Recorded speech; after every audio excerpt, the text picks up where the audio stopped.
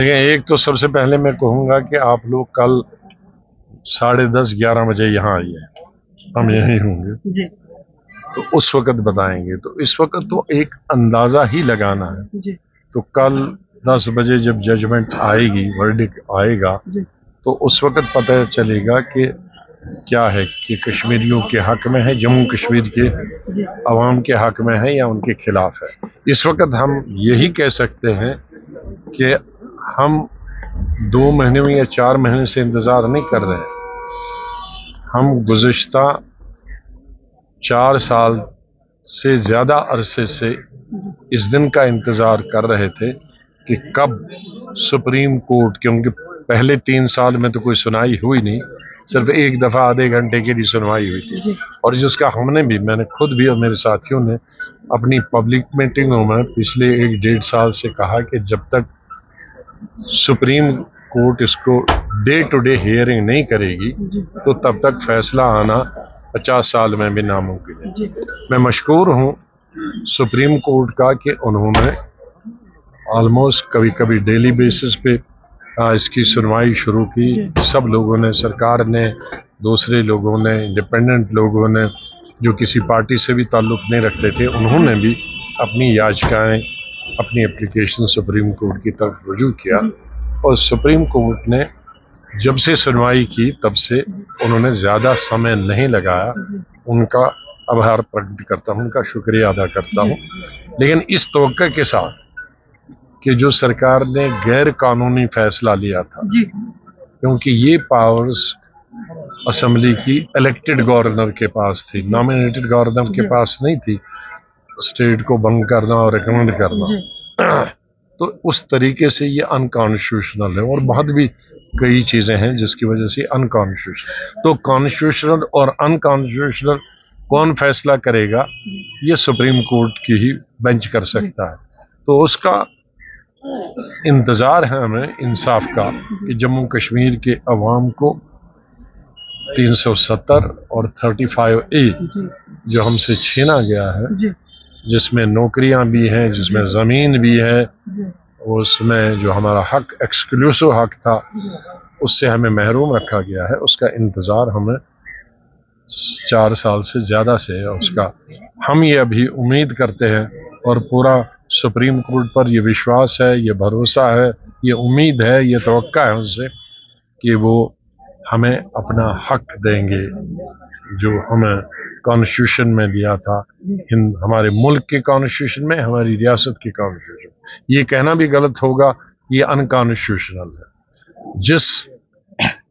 जिन लोगों ने, जिन freedom fighters ने हिंदुस्तान का कॉन्स्टिट्यूशन बनाया है, तो वो अगर ठीक है तो ये 370 भी उन्होंने ही बनाया है। उसमें भी हिंदुस्तान, हमारे मुल्क के कॉन्स्टिट्यूशन में भी 370 है, तो उन्होंने यही बनाया, उनके साथ नेगोशिएट करके बनाया है। तो उन्होंने, यहाँ के वालों ने यहाँ रखा और हमारे मुल्क के कॉन्स्टिट्यूशन बनाने हमारे हिंदुस्तान के कॉन्स्टिट्यूशन में रखा। तो अगर वो कॉन्स्टिट्यूशन सब ठीक है तो ये कैसे गलत? आजाद साहब, आपको रोकना चाहूंगी, इतना जरूर पूछना चाहूंगी, अगर फैसला कल हमारे खिलाफ आया, क्या हमें आजाद साहब लोगों के साथ, अपोजिशन के साथ सड़कों पे नजर आएंगे? वो हम कल बताएंगे, वो आज कैसे बताएंगे? किसकी? आप जो मीटिंग्स वगैरह रैलीज हो रही है, क्या इलेक्शन की? नहीं, ये जब भी मैं आता हूँ तो मैं एक मीटिंग रखता हूँ, हर एक महीने में एक बार मैं अहदेदारों की मीटिंग रखता हूँ। आपको लगता है कि इलेक्शन की जरूरत है? शिद्दत से जरूरत है इलेक्शन की, 6 साल से जरूरत है।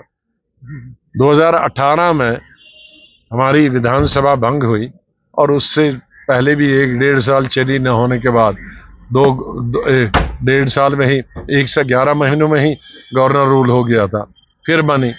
तो वो उससे पहले भी जो 2-3 साल बनी वो अफरा तफरी में गिनी। कोई ज़मीन पे जो लोगों को फ़ायदा होना चाहिए था वो नहीं हुआ, क्योंकि स्टेबल गवर्नमेंट नहीं थी। 2 ऐसे कॉन्स्टिट्यूएंट्स के बीच में गवर्नर थी, जो नॉर्थ पोल था वो साउथ पोल था, उनका तो गवर्नेंस की तरफ कम ध्यान था और वो आपस में रशा कृषि की तरफ ज़्यादा ध्यान था। तो अगर हकीकत मानिए तो 9.5 साल से गवर्नमेंट ही नहीं है। आजाद साहब, किलिंग का सिलसिला जो कश्मीर में वो लगातार जारी है। पहले ईदगाह में पुलिस कांस्टेबल पे गोलियां चलाई गई, कल एक बार फिर से बेमना में ये पुलिस देखिए, कांस्टेबल चलाई गई। मैं हमेशा सच बोलता था और कुछ हमारे साथियों को सच बोलना मेरा बहुत बुरा लगता था। कभी ये कहते थे सेंट्रल गवर्नमेंट की, मैं जहां सेंट्रल गवर्नमेंट ठीक कहती थी उनकी उसको कहता था ठीक है, जहां गलत करती थी उसको गलत। जैसे 370 में कहता हूं गलत, घर गिरा, मैंने ये रोशनी स्कीम बनाई थी, उसको रोशनी स्कीम को उन्होंने खत्म किया, वो उस महा गलती थी। हमारे लाखों जमीन, हमारे गरीब लोगों को घर से और जमीन से बाहर कर रहे थे, वो गलत है। मरकजी सरकार की एक चीज अच्छी की थी उन्होंने कि मिलिटेंसी को खत्म करने में बहुत हद तक मदद की थी। वैसे ग्रेजुअली मिलिटेंसी 90 से हर चीफ मिनिस्टर के दौरान कम कम कम कम कम की होता, लेकिन इन्होंने उसको एक वक्त में 0 पॉइंट पे पहुंचाया। लेकिन पिछले 1.5 साल से जब से राजौरी से हादसे शुरू हो गए, तो अब वो राजौरी तक ही महदूद थे, पुंछ में महदूद थे। लेकिन यहाँ जब कोकरनाग का हादसा हुआ और इक्का दुक्का जब हमारे टारगेट किलिंग शुरू हुई, उससे शुरू हुआ, तो आज मैं कह सकता हूं कि आज आहिस्ता आहिस्ता ये डर और खौफ बढ़ता जा रहा है। सुबह जम्मू में भी जो बॉर्डर वाले इलाके हैं और कश्मीर में भी हर जगह, पहले देहाती इलाकों में था, अब ये कश्मीर में घुस गया।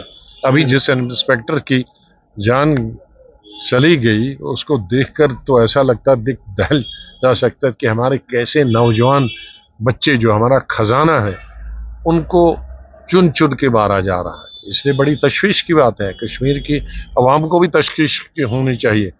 मरकजी सरकार और रियासती सरकार और जो खुफिया एजेंसीज हैं उनको तशवीश होनी चाहिए, लेकिन साथ साथ हमें होनी चाहिए जम्मू कश्मीर के अवाम को, क्योंकि उन्होंने यहाँ रहना है, तिजारत करनी है, बिजनेस करनी है, नौकरी करनी है, और उसके लिए खुशगवार मौसम होना चाहिए, सिक्योरिटी का माहौल ठीक होना चाहिए, दहशतगर्दी नहीं होनी चाहिए।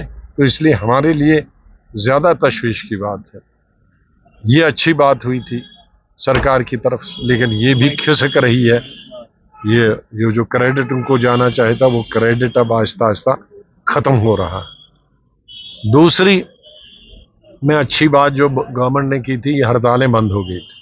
लेकिन नेगेटिव चीज़ ये है सरकार की कि रोज़गार देने में एम्प्लॉयड और पढ़े एजुकेटेड एम्प्लॉयमेंट और लेस एजुकेटेड और नो एजुकेटेड लोगों की जो स्किल और अनस्किल लोगों की अनएम्प्लॉयमेंट बढ़ी है, वो अपने उरूज पे है। बल्कि मैं कहूँगा कि हिंदुस्तान में सबसे ज़्यादा है। ये मरकजी सरकार की और यूटी गवर्नमेंट की नाकामी है। तो ये नाकामियों और कामयाबियों का मिक्स है आपस में, लेकिन पलड़ा भारी हो जाता है नाकामियों की तरफ। Thank you so much.